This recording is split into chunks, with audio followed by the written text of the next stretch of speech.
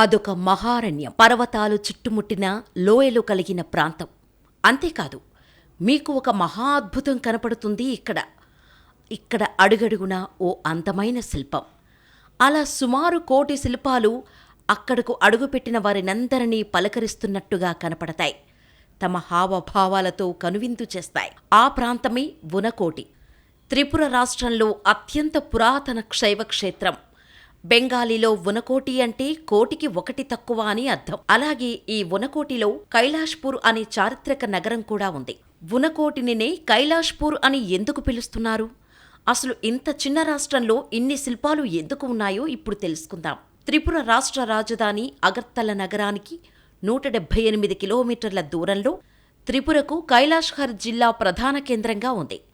ఇది త్రిపుర రాష్ట్ర దక్షిణమున వరకు విస్తరించి ఉంది. బంగ్లాదేశ్తో దాని సరిహద్దును పంచుకుంటోంది. కైలాష్హర్ ఒక చారిత్రక నగరం. 7వ శతాబ్దం ఏడీ నుండి చాలా తరాలు నాటిదని చెబుతారు. ఉనకోటి కొన్ని శతాబ్దాల కాలం నాటి పాత రాతి శిల్పకళకు ప్రసిద్ధి. ఉనకోటికి కైలాష్హర్కు చాలా దగ్గరి సంబంధాలు ఉన్నాయి. కైలాష్హర్ యొక్క అసలు పేరు చంబుల్నగర్ అని పిలుస్తారు. కొంతమంది కైలాష్హర్ అనే పేరును హరా మరియు మౌంట్ కైలాష్ నుండి వచ్చిందని చెబుతారు. ఆ తర్వాత కైలాష్హర్ అనే పేరు కైలాష్ హార్ నుండి వచ్చింది అని భావిస్తారు. ప్రసిద్ధి చెందిన త్రిపుర రాజు ఆది ధర్మఫా ఇక్కడ 7వ శతాబ్దంలో గొప్ప యజ్ఞాలను నిర్వహించేవారు. ఉనకోటి అంటే స్థానిక భాషలో ఒకటి తక్కువ కోటి అని అర్థం. ఇక్కడ ఉన్న కొండ మీద ఒకటి తక్కువ కోటి దేవతామూర్తులు కనిపించటంతో ఈ ప్రాంతానికి ఆ పేరు వచ్చింది. ఈ శిల్పాలను బహుశా 7 లేక 8వ శతాబ్దంలో చెక్కి ఉంటారని ఓ అంచనా. కానీ వీటి వెనుక ఉన్న సందర్భం మాత్రం అస్పష్టం. ఆ మాట అంటే స్థానికులు ఒప్పుకోరు. వారి దృష్టిలో ఈ శిల్పాల వెనుక ఓ అద్భుతమైన నేపథ్యం ఉంది. ఓసారి శివుడు 1,000,000 మంది దేవతలతో కలిసి కైలాసానికి బయలుదేరాడు. మార్గమధ్యంలో ఇక్కడి ప్రకృతి సౌందర్యానికి పరవశించి కాసేపు విశ్రమించాలనుకున్నాడు. ఆయన వెంట వచ్చిన దేవతలందరూ కూడా ఈ రాత్రికి ఇక్కడ విశ్రాంతి తీసుకొని కాసింత సేద తీరాలనుకున్నారు. అందుకు శివుడు సమ్మతిస్తాడు. అయితే మర్నాడు సూర్యోదయానికి ముందే అక్కడ్నుంచి బయలుదేరాలని, లేదంటే శాశ్వతంగా అక్కడే ఉండిపోవాలని షరతు విధిస్తాడు. దేవతలందరూ తీవ్రమైన అలసట కారణంగా గాఢ నిద్రలో మునిగిపోవటంతో సూర్యోదయానికి ముందు మేలుకోలేకపోతారు. దాంతో శివుడు వారిని అక్కడే శిలలై పడి ఉండండని శపిస్తాడు. అప్పట్లో ఈ ప్రాంతంలో కల్లు కంహార అనే శిల్పి ఉండేవాడు. అతను శక్తి ఉపాసకుడు. ఓసారి శివగణాలతో పార్వతీ పరమేశ్వరుడు ఈ మార్గం గుండా పయనిస్తున్నారు. అది తెలిసి అక్కడికి చేరుకున్న కల్లు కంహార తనను వారితో తీసుకువెళ్లమని ప్రార్థించాడు. అందుకు పరమేశ్వరుడు సమ్మతించలేదు. తన భక్తుడు కావటంతో తెల్లవారేలోగా 1,000,000 శిల్పాలను చెక్కగలిగితే శివుణ్ణి ఎలాగైనా ఒప్పించి తమతో తీసుకువెళ్లేలా చేస్తానని పార్వతీ చెప్పింది. అతను ఆనందంతో విగ్రహాలు చెక్కటం మొదలుపెట్టాడు. అయితే దురదృష్టవశాత్తు అవి 1,000,000కి ఒకటి తక్కువగా ఉన్నాయి. తెల్లవారుతుండగా కల్లు కుమార్ తన లక్ష్యానికి చేరువ కాసాగాడు. దాంతో అతనిలో తన నైపుణ్యం మీద అహంకారం జనించింది.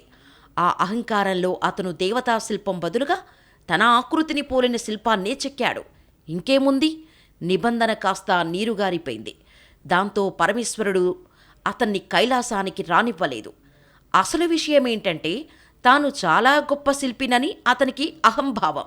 పైగా బొంతితో కైలాసానికి వెళ్ళానన్న కోరిక చాలా అసంబద్ధమైనది. అందుకే పరమేశ్వరుడు అతన్ని అనుగ్రహించలేదు. ఇక శిల్పాల విషయానికి వస్తే ఇవి 30 నుంచి 40 అడుగుల ఎత్తున ఉంటాయి. అయితే అన్నీ అసంపూర్తిగా ఉంటాయి. వీటి పళ్ళు, కళ్ళు, అలంకరణ, హావభావాలు అన్నీ కూడా అక్కడి గిరిజనులను ప్రతిబింబిస్తుంటాయి. ఈ పర్వత ప్రదేశంలోని ప్రతి మూలకు వెళ్లటానికి ఎగుడుదిగుడుగా అడ్డదిడ్డంగా రిబ్బన్ ఆకారంలో మెట్లు, పర్వతాలను అనుసంధానిస్తూ వంతెనలు ఉన్నాయి.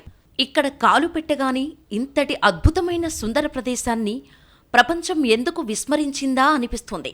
ఇక్కడి శివుడికి ఉనకోటీశ్వర కాలభైరవుడని పేరు. దాదాపు 30 అడుగుల ఎత్తులో చెక్కి ఉంటుంది శివుడి విగ్రహం. ఆయన తలే 10 అడుగులు ఉంటుంది. ఒకవైపు సింహవాహనంపై పార్వతి, మరోవైపు గంగా ఉంటారు. పాదాల చెంత 3 పెద్ద పెద్ద నంది విగ్రహాలు భూమిలో కూరుకుపోయినట్టుగా కనిపిస్తాయి. ఉనకోటీశ్వరుడికి ప్రతిరోజు ఉదయం, సాయంత్రం అర్చనలు, అభిషేకాలు జరుగుతుంటాయి. వినాయకుని విగ్రహం కూడా పర్యాటకులను విశేషంగా ఆకర్షిస్తుంది. ఇలా ఎటు చూసినా ఉనకోటి ఓ భిన్నమైన భక్తి ప్రపంచాన్ని తలపిస్తుంటోంది.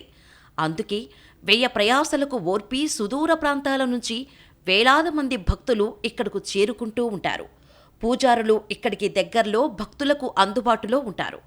ఇక్కడి రాతి విగ్రహాలకు పైన చక్కటి పచ్చిక బయళ్ళు, కింది భాగాన గలగల పారే సెలయేళ్లు లేదా పైనుంచి కిందకి పరవళ్లు తొక్కుతూ పడే జలపాతాలు ఉంటాయి.